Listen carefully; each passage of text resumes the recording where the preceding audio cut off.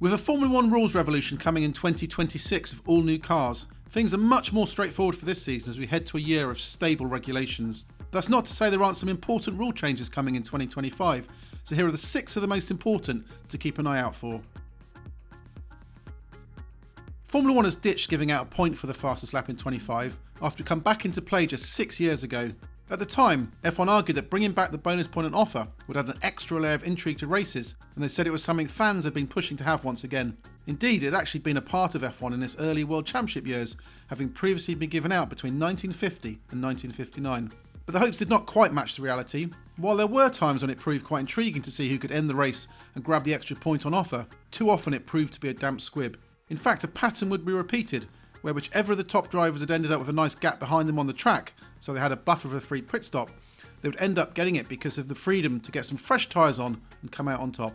The catalyst for the change of heart was ultimately triggered by the way that backmarker Daniel Ricciardo grabbed fastest lap in the Singapore Grand Prix last year as an F1 farewell gift, taking the point away from championship contender Lando Norris. Some suspected that Ricciardo's move had been used as a spoiler tactic by Red Bull's sister team RB to help Max Verstappen's title bid, and it set in motion teams agreeing to drop the extra point on offer for 2025.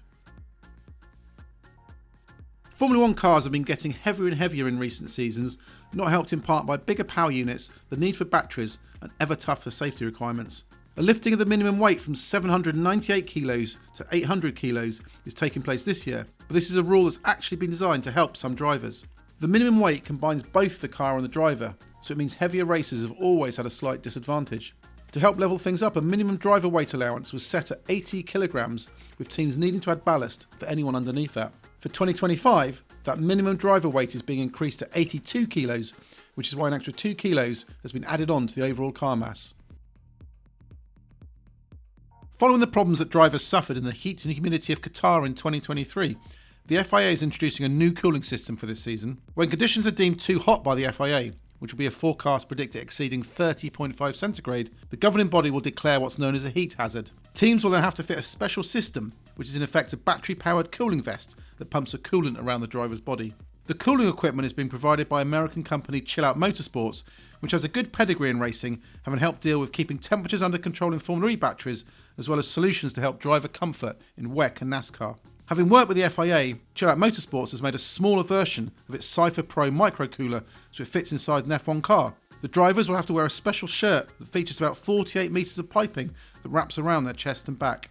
Cooling liquid will flow around this pipework to help keep the drivers fresh, with the regulations stating that only air, water or an aqueous solution of sodium chloride, potassium chloride or propylene glycol are allowed to be used in such designs. Beyond the suits, teams will be allowed to open up an aperture on the car to increase airflow to a heat exchanger that's used as part of the driver cooling system. To prevent teams being at a competitive disadvantage from fitting this cooling system, the minimum weight of the cars will be increased by an extra 5 kilograms in those races where the device is used to allow for this and the batteries. As well as a hole to cool the components of the cooling system, another scoop can also be fitted to the upper surface of those to help feed air to the driver. McLaren caused a stir last year when its flexible rear wing was designed in such a way that, as it bent back at high speed, it helped open up the slot gap to reduce drag and boost straight line speed. This concept became known as Mini DRS because it achieved something similar to the official drag reduction system, and it played a role in helping Oscar Piastri win the Azerbaijan Grand Prix. Although McLaren agreed to make modifications towards the end of the year after consultation with the FIA, it did not stop some tweaks being made to F1's technical regulations for 2025 to stamp out anyone trying to do something similar. For this season, the slot gap width is being reduced from a 10 to 15mm minimum allowance to 9.4 to 13mm, with the upper boundary still remaining at 85mm when DRS is open. That means there's much less room to play around with. There are now also clear regulations that state that the DRS bodywork position can only either be in the open or closed state, so it cannot be flexible and change shape. And the transition time between these two states must be less than 400 milliseconds. This demand means that any antics in getting the rear wing elements to flex to help reduce drag is now completely ruled out. But it's not just for the rear wings where the regulations will be different this year. There's been a tightening up in terms of what teams can do with Flexi front wings as well. Starting from the Spanish Grand Prix, the FIA is clamping down on how much flex tolerance is allowed in the front wings for the standard load tests it conducts in the garage. Amid concerns that some teams could go to extremes of aeroelasticity this year, from Barcelona the new requirements laid down by the FIA will demand a 1/3 increase in stiffness. Based on the 1,000 Newton force that is applied in 3 different points across the wingspan, the vertical deflection of the wing at the outboard area is being reduced from 15mm to 10mm, while at the intersection it's being changed from 3mm to 2mm.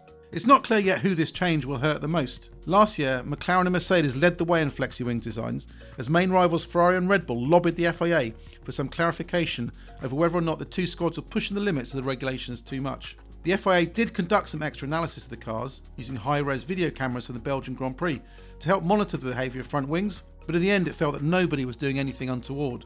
That green light from the FIA opened the door for Ferrari to begin running its own Flexi wing concept towards the end of the season, with Red Bull now set to pursue its own ideas aggressively for 2025. Amid fears of there being an all-out testing war with old cars, an agreement was reached to put some limitations down on what teams could do for 2025. So for the first time ever, the testing of previous cars, which covers F1 cars that are between 2 and 4 years old, is being restricted. Teams are now only allowed a maximum of 20 days of TPC running over the entire season, with race drivers competing in the championship limited to 1,000 kilometres between them over a maximum of 4 days. In terms of young driver running, there's been a change in the 3 practice requirements too. Up until last year, teams had to field a rookie who had competed in fewer than 2 Grand Prix in 2 practice sessions over the course of the season. For 2025, this is doubling to 4 outings. The chaos of last year's Brazilian Grand Prix, where Saturday qualifying was a washout and there was a risk of not getting in a shootout for pole position at all, exposed something major that had been lacking in the F1 rulebook. It was how the grid should be decided if circumstances mean that qualifying cannot be run, especially amid the current complications caused by sprint race weekend formats. Up until last season, this circumstance was covered on the basis of stewards having the right to decide how best the grid should be formed, which was normally based on the positions from the most recent practice session. But Brazil last year potentially threw a spanner in the works because, on a sprint weekend, it wasn't clear what the most recent practice session was. There'd been an FP1 on Friday morning, but also a sprint qualifying session that afternoon, and the results of the two were vastly different. The FIA had been aware of the potential headache of this glaring omission in the rulebook for a while, which is why, even prior to Brazil, a change had been agreed for 2025 to cover things off. The new article in the Sporting Regulations states that from 2025, if there are exceptional circumstances where no qualifying session can take place, then the grid will be decided based upon the Drivers' Championship classification. There's been another small tweak too to the rules based on what happened in Brazil, after Alex Albon's car was pulled from the race shortly beforehand, but his grid position not closed up for the start. For 2025, the final grid will be drawn up 1 hour before the start of a GP. It had been 2 hours before, and cars withdrawn up to 75 minutes before the start will not be included, so others will shuffle forwards.